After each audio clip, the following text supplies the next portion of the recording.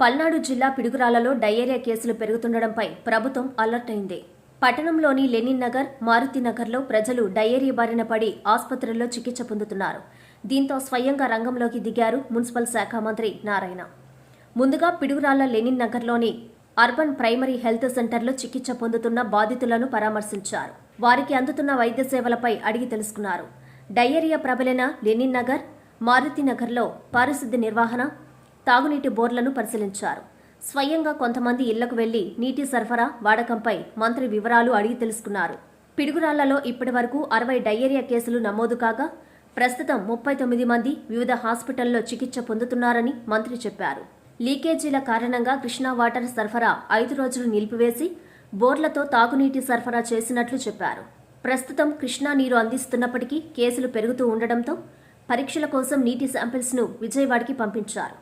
డయేరియాకు అసలు కారణమేంటి, నీరు ఎక్కడ కలుషితమైందో తెలిసే వరకు ప్రజలు జాగ్రత్తగా ఉండాలని విజ్ఞప్తి చేశారు మంత్రి. దాదాపు 80 కేసులు ఇంతవరకు యాక్చువల్గా రావడం జరిగింది. ఇప్పుడే నేను పిహెచ్ హాస్పిటల్ కూడా పోయించాను. అక్కడ ఒక 6 కేసులు ఉన్నాయి. అయితే 6 కేసులు కూడా ఇవాళ మార్నింగ్ మధ్యాహ్నం వచ్చినాయి. 1 కేసు మార్నింగ్ వచ్చింది. 11 గంటల తర్వాత 2 కేసులు, తర్వాత 1 గంట ప్రాంతంలో మిగతా 3 కేసులు, అన్ని స్టెబిలిటీగా ఉన్నాయి.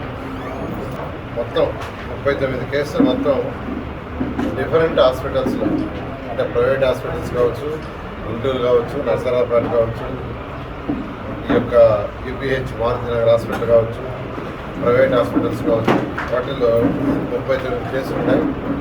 అయితే అన్నీ స్టెబిలిటీగా ఉన్నాయి.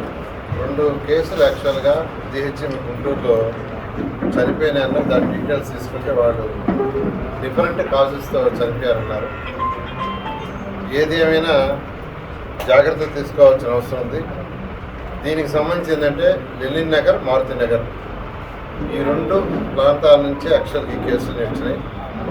ఈ 48 అవర్స్ తర్వాత చేసుకుంటాం. నేను అందరినీ రిక్వెస్ట్ చేసేది ఏంటంటే తాగేదానికి నీళ్లు కాసుకొని తాగండి, ఏ నీళ్ళైనా.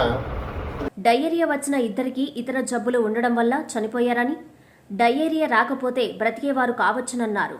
ఇప్పటికే డయేరియాపై సీఎం చంద్రబాబు నాయుడు రోజుకు 3 సార్లు రివ్యూ చేస్తున్నారన్నారు. 2 రోజుల్లోగా డ్రైన్లో సిల్ట్, ముళ్లకంపులు తొలగించాలని ఆదేశాలిచ్చానన్నారు. శనివారం సాయంత్రం మరోసారి పిడుగురాళ్ల వస్తానని, ప్రజలకి అధికారులందరూ అందుబాటులో ఉండాలని ఆదేశించారు.